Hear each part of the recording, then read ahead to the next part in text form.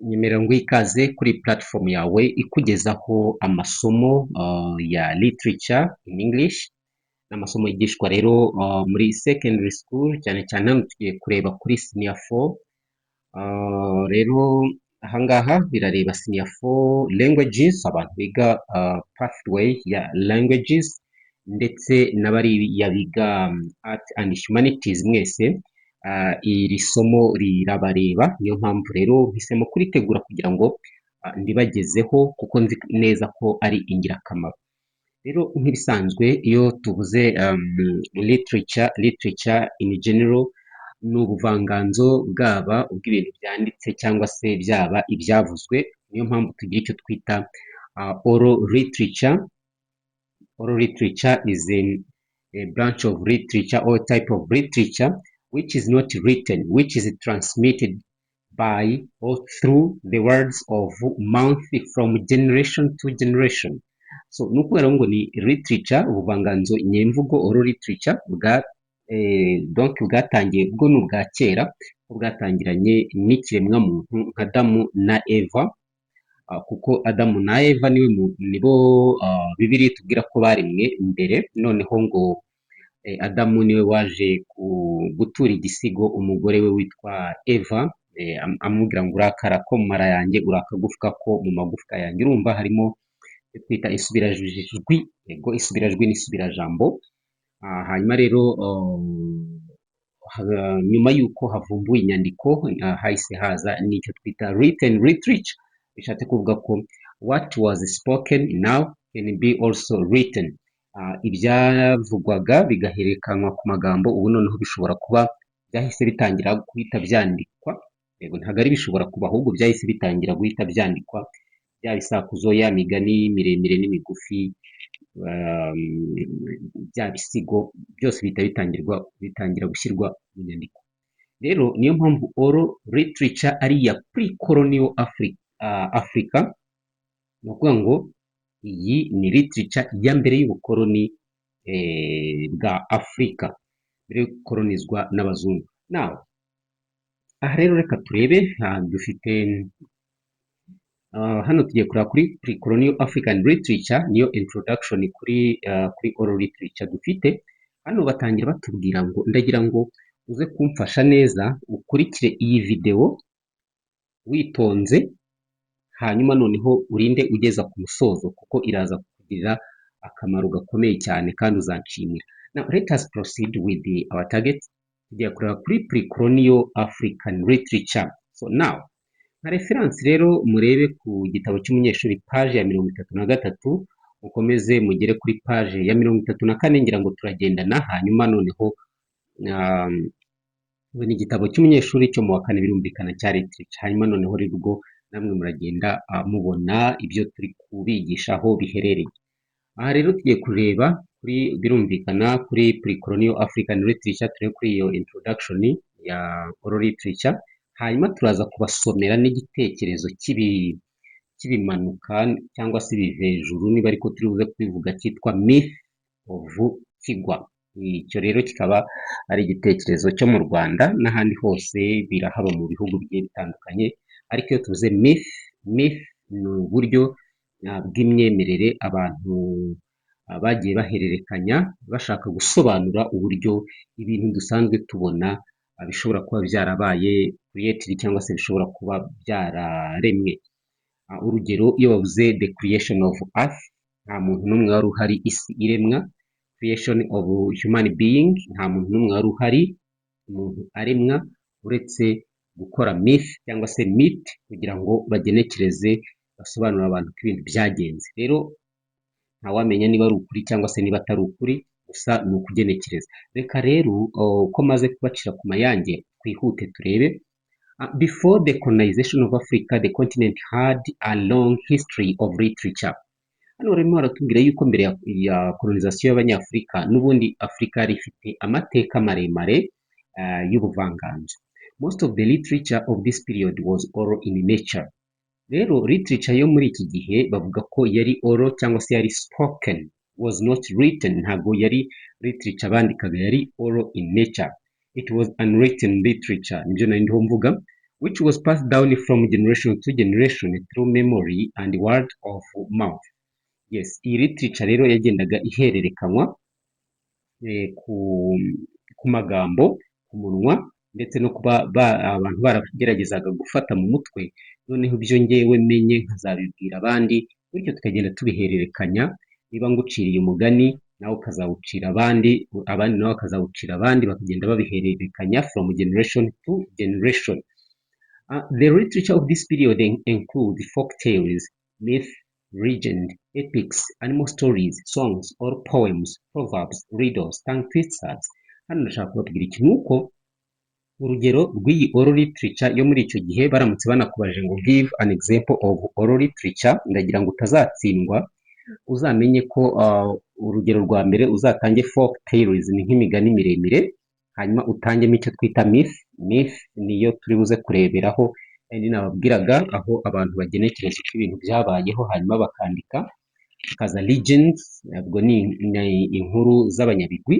Hakaza epics, ni ibisigo bivuga iby'ubutwari.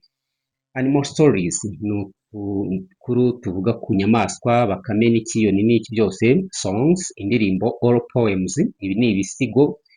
Proverbs, imigani y'imigenurano, kwa kundi bavuga ngo wenda ngo urucira mukaso rugatwara nyoko. Hakazamo riddles, ibi ni ibisakuzo, sakwe sakwe soma, akayira kasiba twashira, akayira kajya mu kigega, that is a riddle. Hari n'ibindi. Hakaza tongue twisters. Tongue twisters, wenda tuze ngo Betty butter bought some butter but the butter was bitter. Urumva ko icyo twita tongue twisters, ni ya magambo uvuga agasa naho ari gutwistinga, ni nko kugoronza, ari kugoronza ururimi cyangwa se amagorane mu yandi magambo. So now numva rero izo ni zimwe mu ngero zo muri oral literature ya pre-colonial period. Tubonyemo folk tales, imigani miremire. Myth, tubonyemo ibigenekerezo cyangwa ibitekerezo. Legends, inkuru z'abanyabigwi. Epics, ni ukuvuga ni inkuru zivuga ku bikorwa by'ubutwari, harimo nk'ibisigo. Animal stories, hano ni inkuru zivuga ku nyamaswa. Songs, ni indirimbo. Or poems, ibisigo. Proverbs, iyo ni imigani migufi. Riddles, ibisakuzo. And tongue twisters, amagorane. So the epic is a good example of popular oral forms of literature in Africa. Hano bakatubwira yuko inkuru zivuga ku bikorwa by'ubutwari ni urugero rwiza kuri oral form of literature no muri Africa. Some of the best known African epics include hari yitwa Mwindo and Sunjata epics. Mwindo and Sunjata epics. So mu Rwanda hari icyo twita ubwiru, is a popular form of prize poetry. Mu Rwanda rero tukagira ubwiru nk'ibisigo by'ibisingizo, nayo ni oral literature kuko ibi ntabwo byazanywe n'inyandiko. Now hano reka tusimbuke tumanuke hepfo, turebe mu Rwanda icyo twita myth of Kigwa. Ubwo ni ukuvuga ngo ni igitekerezo cy'ibimanuka. Let us start. Ngiye kubasomera, hanyuma namwe mugerageze mutege amatwi mwumve ukuntu buri gihugu cyose kiba gifite uburyo gikora inkuru zacyo, z'uburyo ibintu runaka byagiye bibaho. Nkuba the king of heaven, also known as Shyerezo, had several wives. Hari umuntu witwa Nkuba dutangiranye, uyu ngo avugwa ko ari king of heaven cyangwa se umwami w'ijuru, akaba azwi nanone ku izina rya Shyerezo. Uyu ngo yari afite abagore benshi. Urumva ko ibintu bya polygamy ni ibya kera. Polygamy ni ukugira abagore benshi. One of them, named Gasani, had stopped having children. Umwe muri abo bagore, ndagira ngo ukurikire, yitwaga Gasani, hanyuma ngo ntabwo yigeze abyara. Her place was empty. Ni ukuvuga ngo aho yari atuye hari ubusa and silent, ndetse hanatuje, and she was sad. Ndetse ibyo byamuteraga kurakara.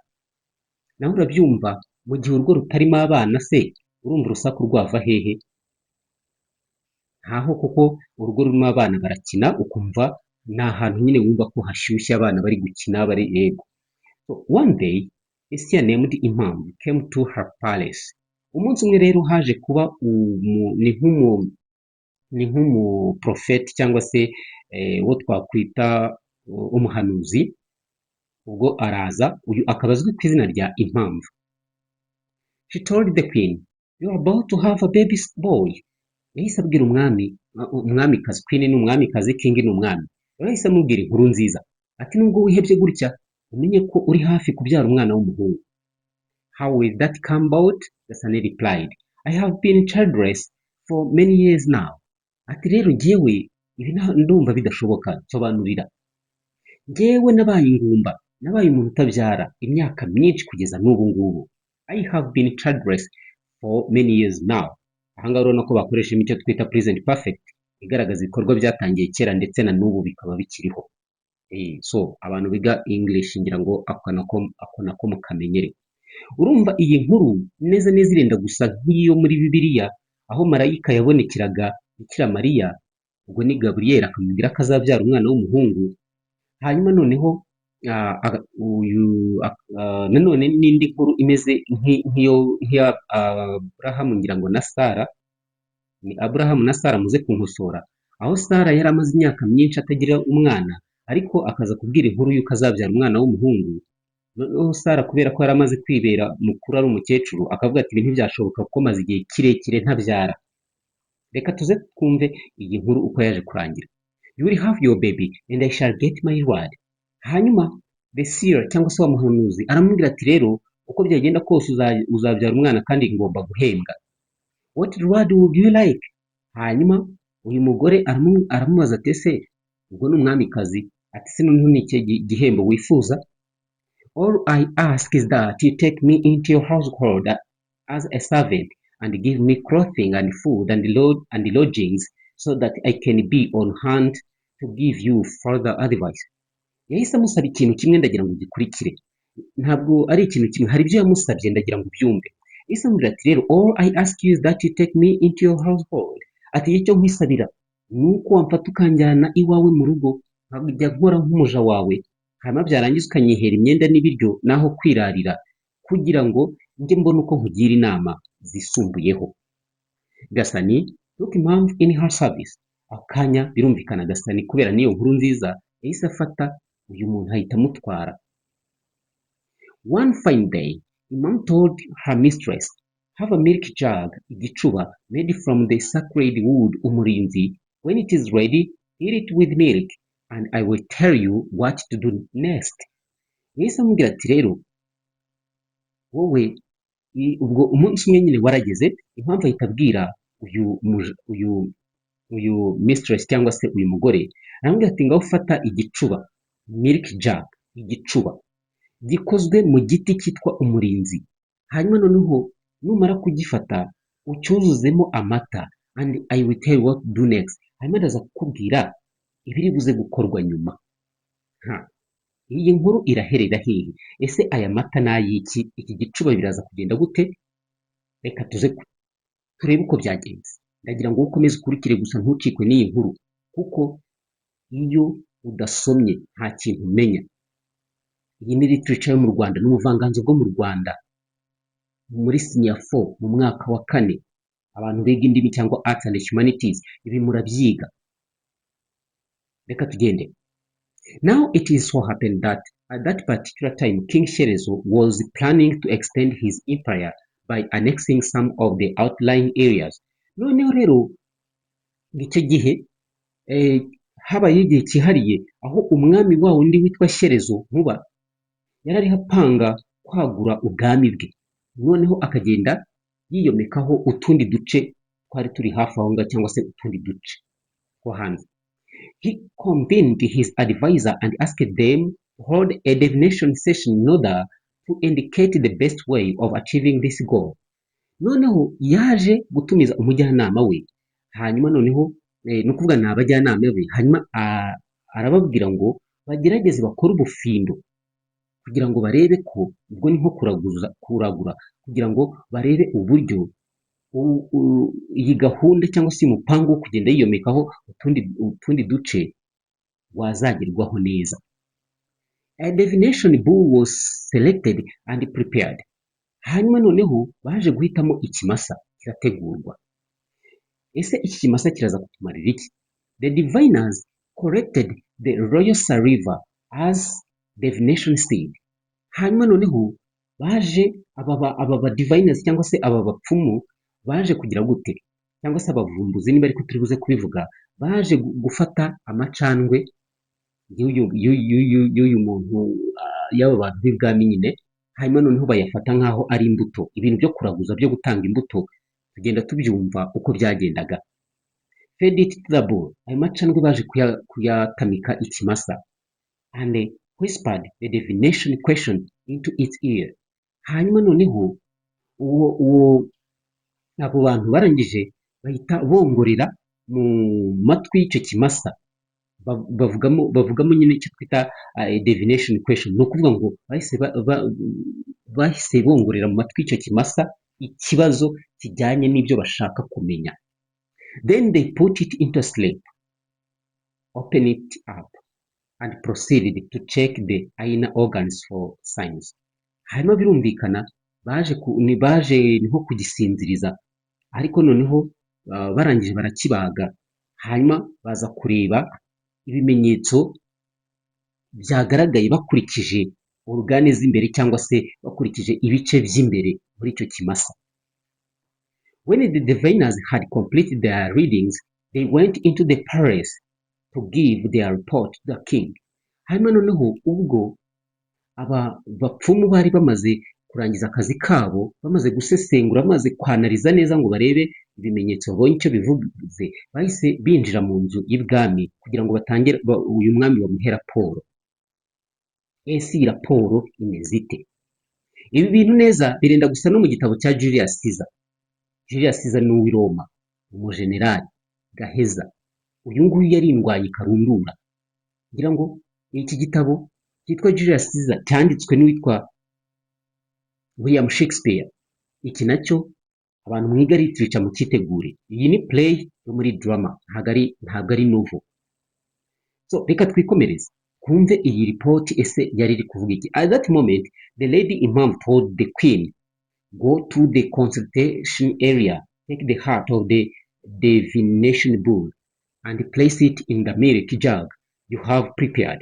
Hanyuma noneho rero uyu mugore witwa impamvu yahise abwira umwamikazi ati, wowe genda hariya hantu bari bariho bakorera ubufindo cyangwa se bakorera ubushakashatsi, hanyuma ufate umutima wa kiriya kimasa, nurangiza ugishyire muri cya gicuba cy'amata kimwe wamaze gutegura.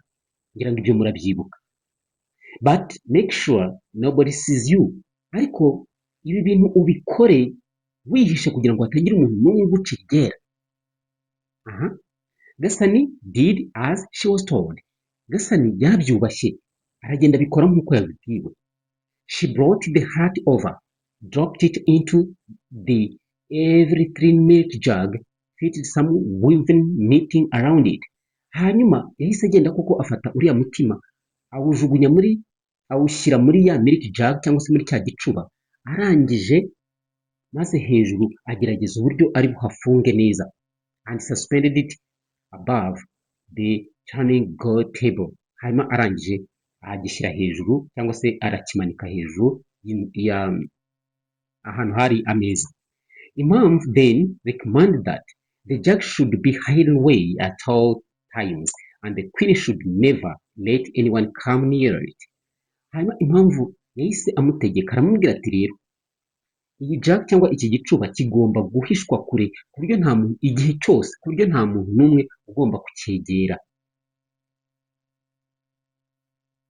Hanyuma she was to add a little warm milk every morning and evening at milk time. Hanyuma aramubwira ati, rero ikindi ugomba gukora, ndagira ngo ubyumve neza. Namubwiye ati, kondisiyo nguhaye wowe mwamikazi, ikintu ugomba gukora, ugomba kujya ugenda wongeramo amata y'akazuyazo buri gitondo na buri mugoroba igihe cyo gukama. Akazuyazi ni ukuvuga ni amazi cyangwa se ni amata ya yandi aba ashyushyemo gakeya, atarimo ubukonje. 9 months elapse, ni ukuvuga ngo haje gushira amezi 9. In the 10th month, ukwezi kwa 10, impamvu told Gasani to open the jug. Impamvu yahise amubwira ati, noneho rero ngaho fungura cya gicuba.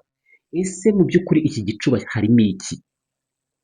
Harimo iki? twabonye ko bashyizemo amata bashyiramo umutima wa cya kimasa bakoreragaho ubufindo bashaka kumenya imipango umwami afite vuba uko izagenda n'uko yakorwa neza kugira ngo igerweho. None umugore we yahise agenda yiba umutima wa kiriya kimasa abigiriwemo inama na impamvu. Umutima bawushyira mu gicuba cy'amata barapfundikira. None hashize amezi 10, impamvu aramubwiye ngo ugenda upfundure harimo iki? Reka twumve. And lo and behold, hanyuma noneho yahise apfundura aratangara cyane aritegereza. Yitegerezaga iki? A baby boy was found floating on milk curds. Wow! Urumva ko byaje kugenda neza, inkuru yahise iba ukuri.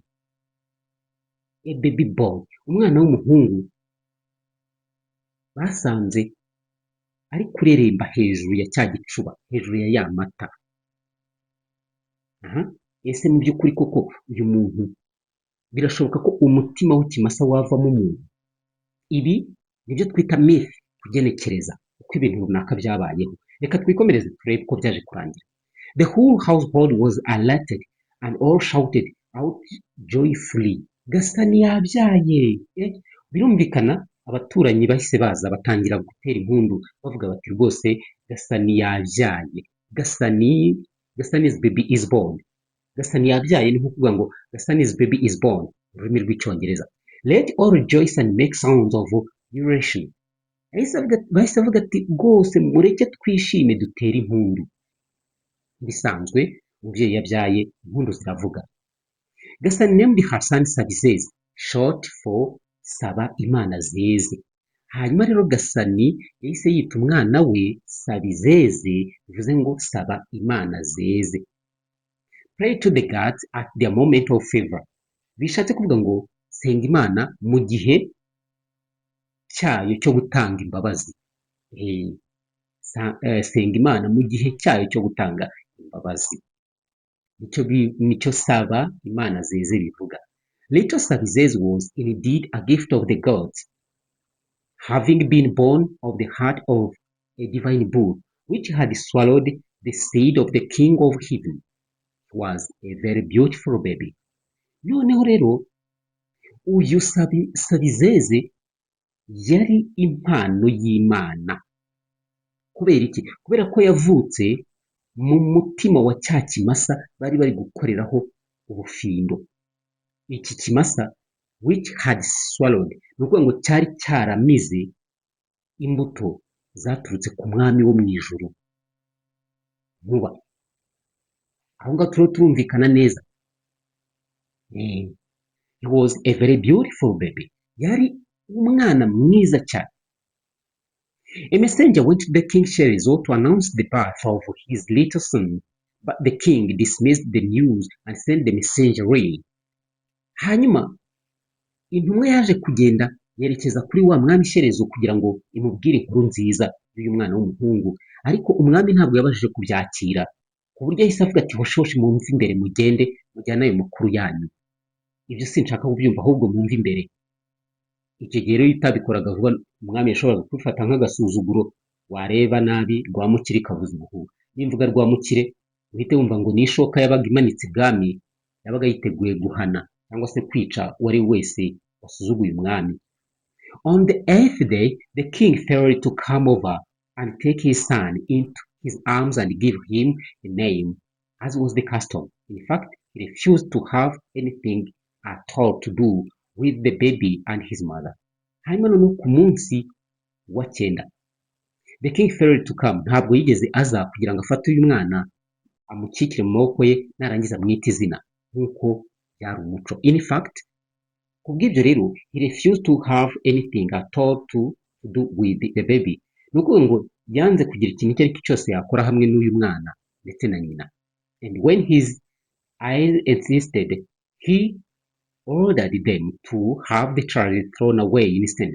Hanyuma mu gihe abamubaga ibyegera bye bikomeje kumuhatira gukora icyo kintu, yahise ategeka, ndagira ngo ubyumve, yahise ategeka ko uyu mwana bamujugunya kure. Yaravuze ati uyu mwana sinkeneye no kumubona ahubwo mumujugunye kure. I don't want that child in my kingdom. Uyu mwana ntawe nkeneye mu bwami bwanjye.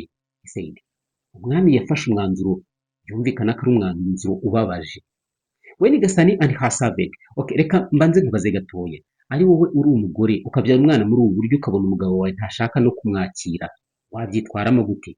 Ibyo ngibyo ni wowe wumva ko wafata umwanzuro, ariko urumva ko uko byagenda kose this is a sad story.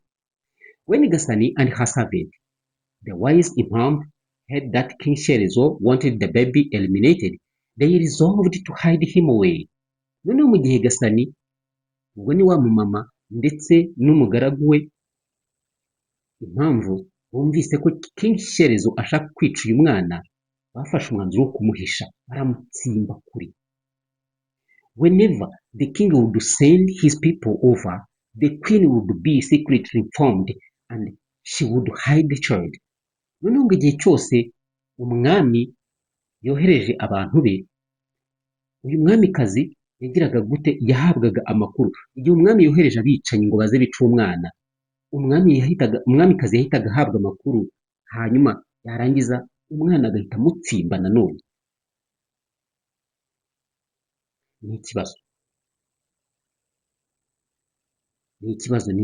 ikibazo kuba wabyaye ugasanga umwana wabyaye ntabwo yakiriwe neza.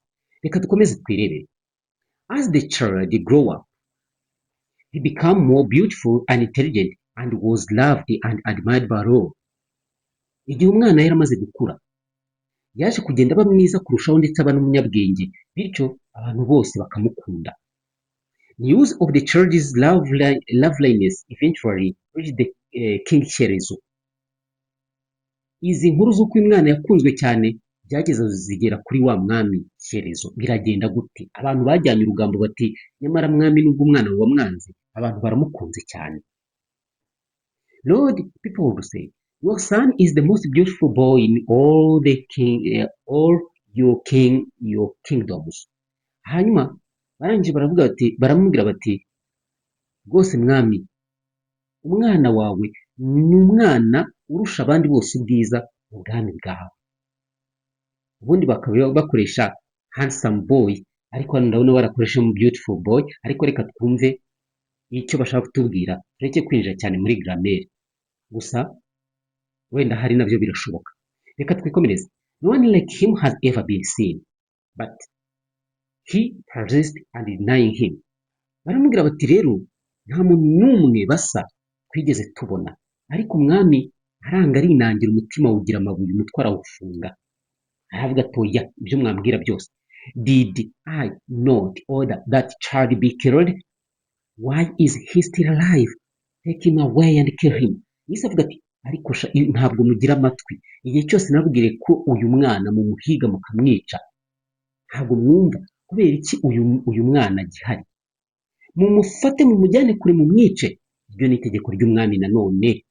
I don't want him, he said. Ntabwo mukeneye. But no one consented to killing him. Ariko nta n'umwe wigeze wemera kumwica. For he grew more and more handsome and began to look more and more like his father. Noneho uyu mwana uko banze kumwica, yakomeje kugenda buhoro buhoro, ukagenda akura, aba mwiza kandi asa na se, nubwo se ari kumwanga ariko barasa. One day, a group of elders came to the palace of Queen Gasani and told her, Lady Gasani, your son's beauty has become a byword and we have come to see for ourselves. Baraza abakuru, itsinda ry'abakuru riraza aho uyu mwamikazi yari atuye, hanyuma barangije baramubwira bati rero umwana wawe, ubwiza bw'umwana wawe bwamaze kuba kimomo, cyangwa se inkuru yabaye kimomo, bityo natwe tuje kugira ngo tumwirebere. Ubwo aho se ibi ntibyaba bisa na ba bami baje kureba Yesu ngo bamuramye igihe yari yaravutse? Urumva ko ni ibintu bigenda bisa. Please allow us to see him. Hanyuma ati rwose turagusabye twemerere uyu mwana tumurebe. The queen called the boy in. Hanyuma umwamikazi ntabwo yigeze abangira ngo abe nyiragashinga ihembe, ahubwo yahise avuga ati nta kibazo naze. When the elders saw him, they marveled at his looks and the manner, for by then he was the spitting image of the king of heaven himself. Hanyuma noneho amaze kuza, ba bakuru baramurebye baratangara cyane kuko babonaga neza uyu mwana ari uwa se. Haba mu bitugu, ubundi ngo iyo wabyaye umwana bakubwira ngo umwana wawe asa na se mu bitugu, ngo baba bagira ngo bakuremo agatima, kuko mu bitugu cyangwa se ngo wenda bakakubwira ngo umwana wawe murasa mu bitugu. Akenshi ko mu bitugu ngo uba utarebayo, ahandi ho uwo mwana basa naho yabyawe n'undi muntu mudafite icyo muhuriyeho, kugira ngo bakuremo agatima bakakubwira ati umwana wawe murasa mu bitugu, kuko ntuzigera na rimwe urebayo. Noneho wakumva ibyo ngibyo ugahita wishimuka ukavuga uti ahari wenda n'uwanjye, icyo gihe uba ukemanga uwo mwashakanye. Hanyuma noneho rero uyu mwana we yasaga na se, haba mu bitugu, haba mu maso, haba ku birenge, haba ahantu hose yari se muzima musa. Kubera iki? Kubera ko uyu mwana n'ubundi yari yaraturutse mu mbuto yatanzwe na se, agira ngo mubyibuke kuri ya macandwe, royal saliva. They went to the king and said to him. Ako kanya rero bamaze kumirwa bahise berekeza ibwami, babwira uyu mwami bati rero, Lord, we know you have ordered your son to be killed. However, the boy is so wonderful like you that killing him would be like killing your majesty. Hanyuma baramubwiye bati rero, bagiye ibwami bahita babwira umwami bati rero, umwami twumvise ko wategetse ko umwana wawe yicwa, ariko ni umwana mwiza w'akataraboneka kandi murasa ku buryo bimeze nk'aho kumwica ari ukwiyica cyangwa ari ukwica icyubahiro cyawe. The boy is so wonderful like you. Ahangaha hari icyo twita simili, ni igereranya. Urumva icyo bamubwiye ni ukwikora mu nda, ni ukwiyica. Ese uyu mwami araza kwisubiraho cyangwa se arakomeza yensiste uyu mwana yicwe? The elders were so convincing that eventually the king consented to go over to Gasani's palace and see this little boy for himself. Hanyuma rero byaje kurangira uyu mwami, aba elders, abakuru bamwemeje, baramubwira ati wowe genda wirebere. Hanyuma umwami koko aza kuva ku izima aragenda. Ese mu by'ukuri bimeze gute? Agezeyo byagenze gute? Ese yajyanye icumu ahita amwica? Ni ikibazo, reka turebe. Nanjye ndahari, wowe gusa nturambirwe iyi nkuru, yitega amatwi kurinda irangiye. Irarangira nawe hari ikintu utoraguyemo. So as soon as he set his eyes on the little Sabizeze, all desire of killing him suddenly left the king. Wow! Umuntu wisubiraho. Iki nicyo twita dynamic character, umukaragita ushobora kwisubiraho. Muri ako kanya ubwo yari amaze kureba Sabizeze amwitegereje, bya byifuzo byose, wa mutima mubi wo kumwica wahise utumuka, uragenda ntiwongera kumugarukamo. Kuvuga ngo icyemezo yahise agihindura. Amaze kugihindura byagenze gute? And instead he recognized him, took him into his arms, lifted him high up, then set him on his knee and gave him a name, Imana, divinity. Nagira ngo ukurikire. Hanyuma uyu mwami amaze kwishimira umwana we, yaramufasha aramuterura amushyira hejuru, arangije amwicaza ku ivi rye, ahita amuha izina, aramubatiza. Yamubatije irihe zina? Imana, bivuze divinity. Although his father had given the boy the name Imana, everyone round went on calling him by the name his mother had given him, Sabizeze. Ariko nubwo se yageze akamwita izina iri tubonye ryitwa Imana, buri muntu wese yari yaramaze kumenya izina nyina yamwise kuva kera ryitwa Sabizeze. Ni ukuvuga ngo iryo zina niryo ryakomeje guhama. Iryo zina burya nirikujije, niko bimeze. Kwa tubyiniriro iwanyu bakwitaga, abantu benshi bakatumenyaho, utwo nitwo twagukujije, nagira ukaguhamagara ntukajya ukambya impanga. Cyakora gashobora kuba ari akazina ubona ko gateye ipfunwe, ako ngako ni ibibazo. Reka twikomereze turebe. Soon everyone realized he was very different from all the other real children. Akanya abantu bose bahise babona ko uyu mwana atandukanye, ntaho ahuriye kure n'abandi bana b'ibwami. Then a rumor about his unusual birth began to circulate in the royal household. Ugira ngo se hari igihishwe kitazajya ahagaragara? Inkuru y'uburyo uyu mwana yavutse mu buryo budasanzwe yatangiye kugenda isirikira cyangwa se ikwirakwira aho ngaho ibwami. Ese umwami namara kubyumva, mu by'ukuri uretse ko n'ubundi asanzwe abizi, araza kubigenza gute? Reka turebe. No wonder his father had refused to recognize him, people whispered, but Gasani never said a word about the matter. Hanyuma batangira kugenda bavuga bati nta mpamvu y'uko uyu mwana umwami atari bumwemere. Niko abantu bagendaga bavuga, ariko Gasani rero uko yumva abantu bagenda bavuga yaje kurangira we yicecekeye. Baravuze ngo no wonder his father had refused to recognize him.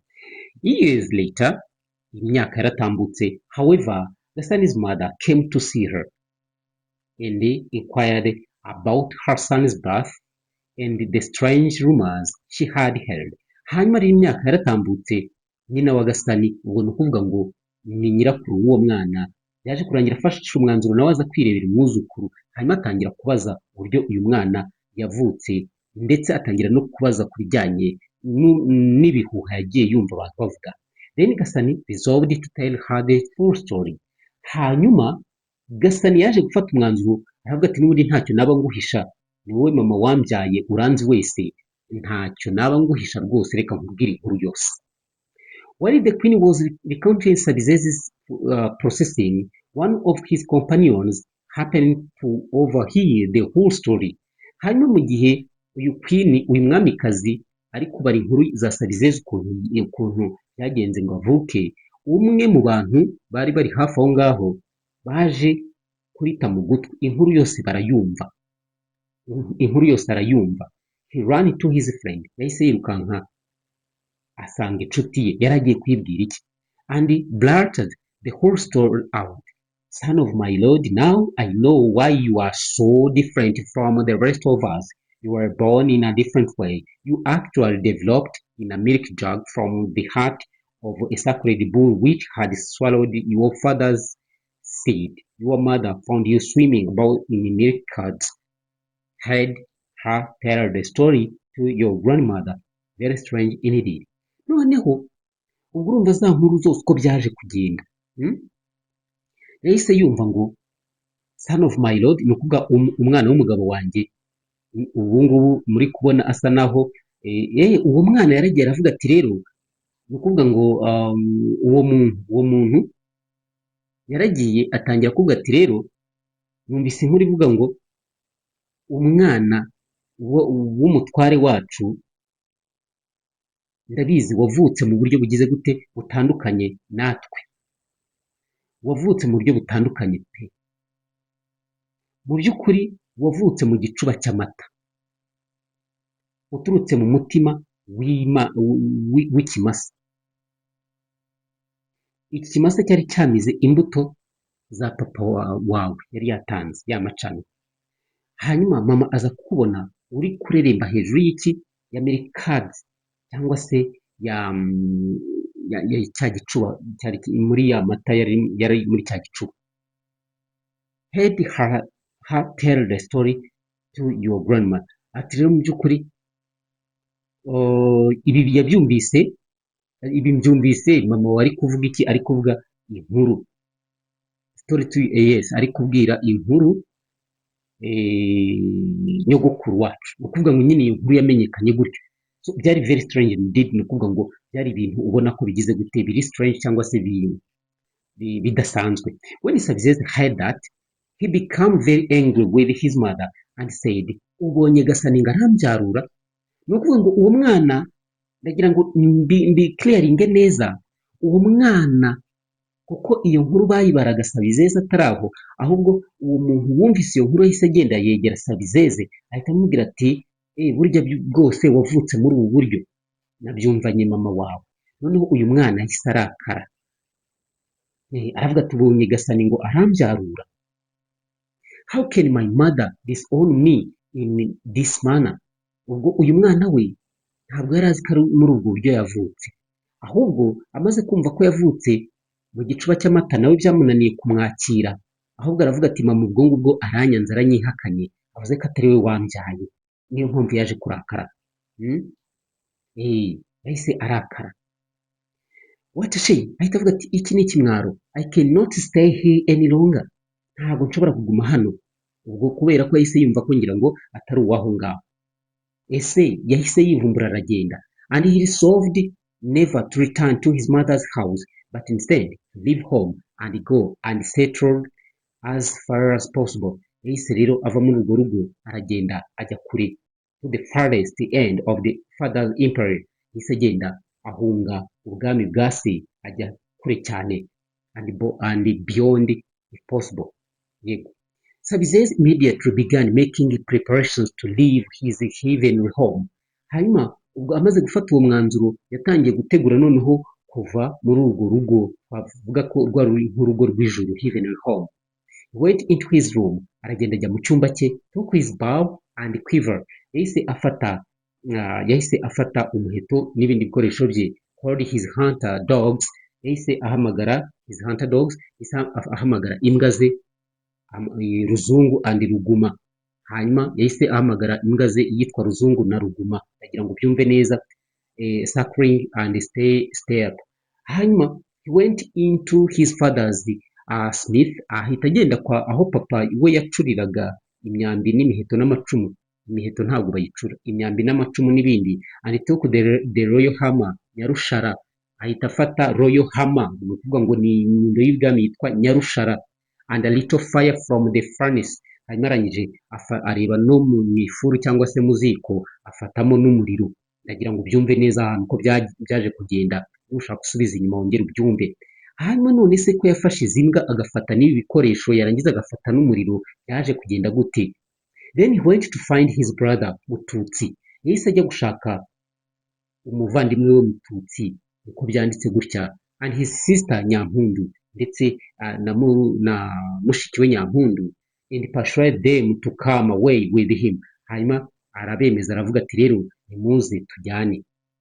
Then Sabizeze went to the royal stables, pens and the hen houses, selected a couple of each of the royal animals and the pets, including the bull Rugira. Hanyuma yahise ajya mu kiraro afatamo amwe mu matungo, afatamo royal animals and birds. Yafashemo amatungo, inyamaswa ndetse n'inyoni, harimo ikimasa cyitwa, ubwo ni nk'inkoko n'imbata n'ibiki. Ahita afatamo ikimasa cyitwa Rugira, and his cow Ingizi. Afatamo n'indi nka isanzwe y'ishashi yitwa Ingizi, the ram.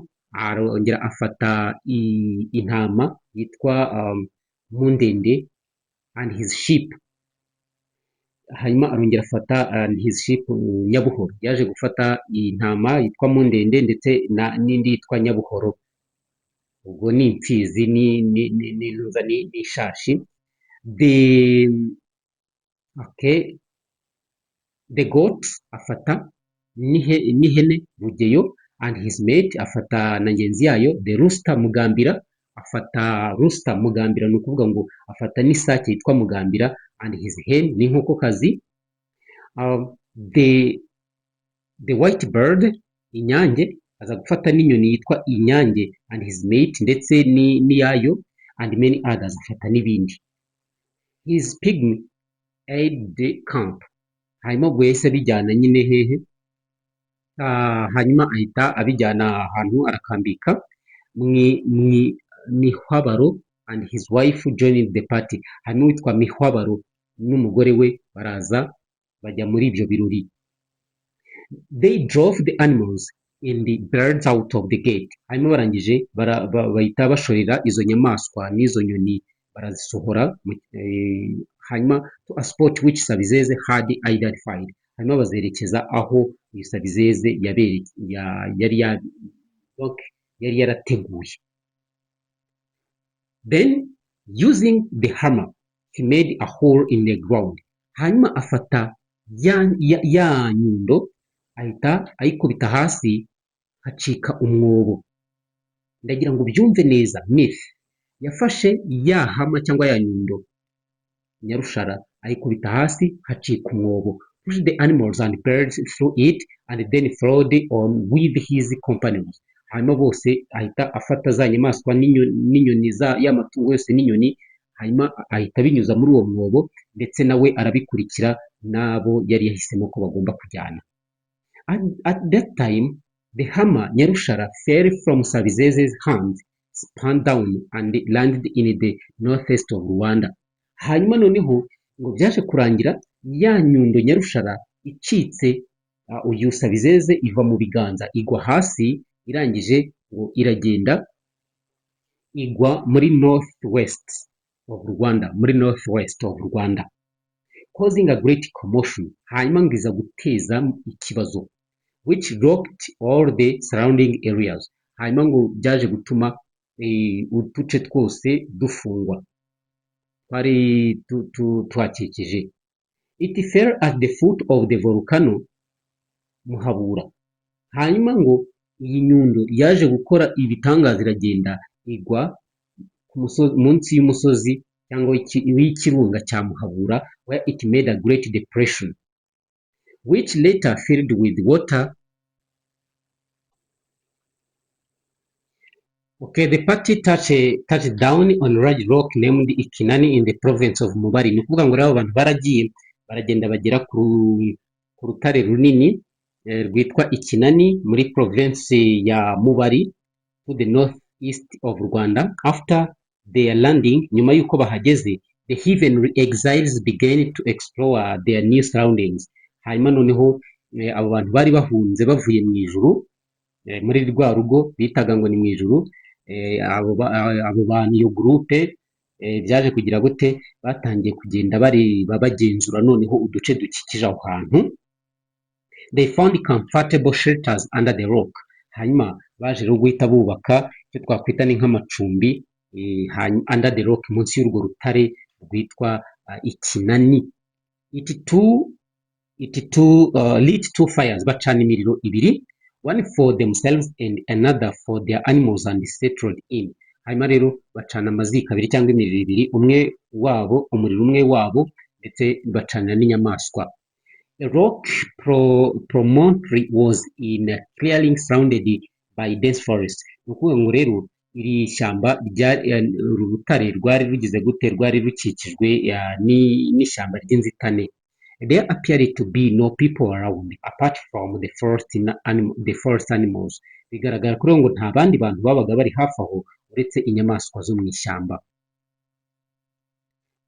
Urumva ahantu bahise bakandika uko hari hameze. And then over the next few days, the people of Umubari noticed the smoke floating over the tree tops. Ariko ngo wa mugani ngo twitse inzu ntahisha umwotsi, burya umwotsi ni akantu kabi. Byaje kurangira rero ngo abantu batangiye kugira gute, abantu baho ngaho mu Mubari baje kubona umwotsi uzamuka hejuru y'ibiti. They were greatly surprised and said to each other, what can that be? Bahise rero batungurwa, batangira kubazanya bati se biriya ni ibiki? Some suggested it may be a hunting party, but none of their community ever went that deep into the forest. Hanyuma bamwe baravuze bati rero byashoboka ko ari nk'itsinda ry'abahigi ryibereyemo hariya, ariko mu by'ukuri nta muntu n'umwe w'umuhigi mu bantu baho ngaho wigeze winjira muri iri shyamba. Birumvikana ko bakomeje kwibaza ibyo ari byo. The people of Umubari went to their king Kabeja and told him about the strange sighting, and he sent a scout party into the forest. Ndagira ngo ubyumve neza, ubwo duhise tugira itsinda ry'abantu babiri, abo kwa Nkuba, noneho tubonye undi mwami hano mu Mubari, niko tubibonye. Uyu mwami akaba yitwa Kabeja. Hanyuma rero ngo aba bantu bahise bagenda kuri uyu mwami nyine bamubwira ibyo bari kubona bidasanzwe. Umwami afata umwanzuro wo koherezayo itsinda ry'abantu muri iryo shyamba. When they came to the rock, they were at first afraid of what they saw, but the heathenly ones reassured them and welcomed them. Hanyuma bakihagera bahise bagira ubwoba bw'ibyo babonye, hanyuma biza kurangira rero wa wundi Gasani ageze gute abahumurije maze abaha ikaze. Don't be afraid, ntimugire ubwoba, we are humans, turi abantu. We came from heaven, duturutse mu ijuru. We are peaceful visitors and we want to live with you as a good neighbors. We hope you will be hospitable to us. Naravuga ati ntimugire ubwoba, twebwe turi abantu b'abanyamahoro, b'abashyitsi, turashaka kugira ngo tubane namwe nk'abaturanyi beza. Turatekereza ko muzaduha ikaze. The scouts went back to report to their king and they told him all they had learned. Hanyuma ba bantu bahise basubira inyuma bajya kubwira umwami ibyo babonye. Ese koko aba bantu bazabana amahoro cyangwa se ese umwami araza gufata uwuhe mwanzuro? Reka turebe. The king of Mubari welcomed the visitors and encouraged his people to extend all hospitality to them. Hanyuma umwami wa hano mu Mubari yahise abaha ikaze abo bashyitsi, hanyuma abwira abantu be ko bagomba kubaha icumbi bakabana neza. The local people called them ibimanuka. Hanyuma abantu baho ngaho batangira kubita ibimanuka, kugira ngo murumva uburyo ibimanuka byaje, decent, and named Sabizeze Kigwa. Hanyuma bahita bita uyu Sabizeze bamwita Kigwa, foreign, ni ukuvuga ngo waguye. The children of heaven called the locals abasangwa butaka. Hanyuma noneho the children of heaven ni ukuvuga ngo abana bari bari kumwe nabo ba Sabizeze bahise bita abo basanze aho ngaho babita abasangwa butaka, found on the land, kuko baje bahabasanga. But the proper name of the people of Umubari was Abazigaba. Ariko mu by'ukuri izina nyakuri nubwo biswe abasangwa butaka, izina nyakuri ry'aba bantu baho ngaho mu Mubari bitwaga Abazigaba cyangwa se bitwa Abazigaba. Ndagira ngo ukurikire neza aya makuru. The Ibimanuka lived with Kabeja and his people for a long time. Hanyuma Ibimanuka byaje kubaho ngaho igihe kinini bibana n'abo bantu, teaching them many things. Hanyuma bibigisha ibintu byinshi, ndagira ngo ubyumve. Beginning with the various uses of the fire, batangiye kubigisha uburyo bashobora gukoresha umuriro. They had brought from heaven, umuriro bavanye mu ijuru, murabyibuka uko byaje kugenda, which proved to be a great attraction to the locals. Ni ukuvuga ngo uwo muriro rero byaje kugaragara ko ari ikintu cy'igitangaza cyakuruye abasangwa butaka cyangwa se abo bantu b'Abazigaba bari batuye aho ngaho, babonye ari ikintu kidasanzwe. Soon more and more people gathered around the Ibimanuka and became their peoples. Hanyuma noneho abantu bagenda baza begera abo bantu bitwa Ibimanuka, bahinduka nk'abanyeshuri babo. Urumva bari bafite ibintu byinshi batangiye kubigisha. One day Kigwa, as he must now be called, told his brother Mututsi, see, all the animals have reproduced and multiplied while we remain as we came from heaven. Hanyuma umunsi umwe Kigwa wa wundi Sabizeze yaje kugira gute, kuko yaje kwitwa Kigwa abatijwe n'aba bantu. Hanyuma agira gute, arangije one day Kigwa, as he must now be called, nk'uko yitwaga none ubu ngubu, aza kubwira umuvandimwe we Mutusi, aramubwira ati rero reba izi nyamaswa zose twazanye zarabyaye zirororoka, mu gihe twebwe tukimeze nk'uko tumeze, twe ntitwigeze twororoka, tumeze nk'uko twaje tuvuye mu ijuru. Let us marry our sister. Aravuga ati rero reka dushyingiranwe na mushiki wacu. Sorry. He said to his brother, abwira umuvandimwe we, go ahead if you so wish, but I do not want to marry. Aramubwira ati rero, yabwiye umuvandimwe we, ubwo Mutusi yahise abwira uyu Kigwa, aramubwira ati okay, nta kibazo bikore, gusa njyewe niba ubyifuza, gusa njyewe sinshaka kugira gute, sinshaka kuzana umugore. Then Kigwa married his sister Nyampundu. Hanyuma Kigwa ahita ashyingiranwa na mushiki we witwa Nyampundu, and they had a lovely baby girl.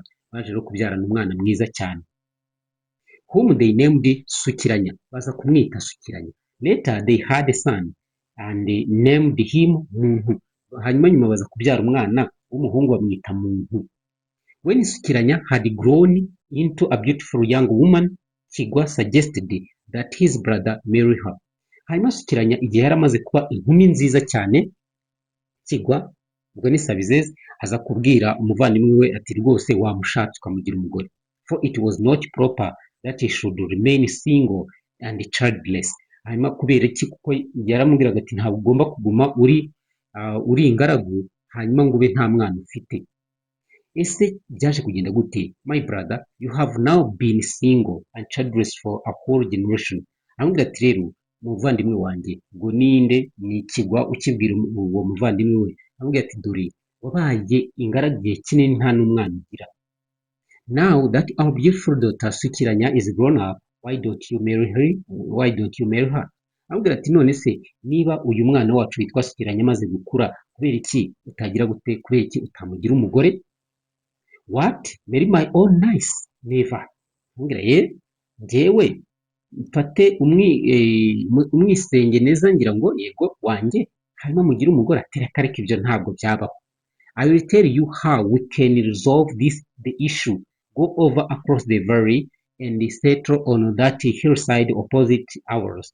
Aramubwira ati rero ndaza kubwira ukuri buze kubigenza. Wowe genda ujye hariya hakurya mu kibaya bitandukanye na hano turi ku rundi ruhande rw'umusozi. After a while you will come to ask for my daughter's hand. Hanyuma nyuma wowe uzaze umeze nkaho uje kugira gute? Uje kunsaba umukobwa wanjye kugira ngo umugire umugore. When I ask you for your ancestry, you will reply I'm an Umwega from across the valley. Hanyuma njyewe ninkubaza ibisekuru byawe, wowe uzahita utubwira ko uri iki? Uzahita utubwira ko uri Umwega ndetse waturutse ku rundi ruhande. Urumva uburyo babigenje kugira ngo baze kugira gute? Kugira ngo baze kubona uburyo babona amasano atandukanye, noneho batangire babyare bororoke. Iyo niyo tekinike bari batangiye gukoresha. Mutusi finally agreed, yaje rero kubyemera. In due course he married Sukiranya and they had 3 sons. Hanyuma aza gushyingiranwa na Sukiranya, baza ndetse no kubyara abana 3 whom they named Serwega, Muha and Mukono. Hanyuma abo bana babita Serwega, Muha ndetse na Mukono. Aba ni abana bavutse hagati ya Mutusi ndetse na Sukiranya. Ngayo nguko rero ngira ngo mwumvise uko ibintu byose byagenze. Icyo ni igitekerezo cy'ibimanuka, nicyo twita myth of Kigwa. Kubera iki bamwise Kigwa? Yego, what is this myth talking about? Ibyo ni ibibazo biri kubaza ngo what is this myth talking about? Iyi myth irimo iravuga kuki? Andika muri comment udusubize.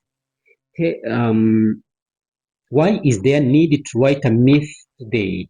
Kubera iki uyu munsi bikeneye ko twandika myth?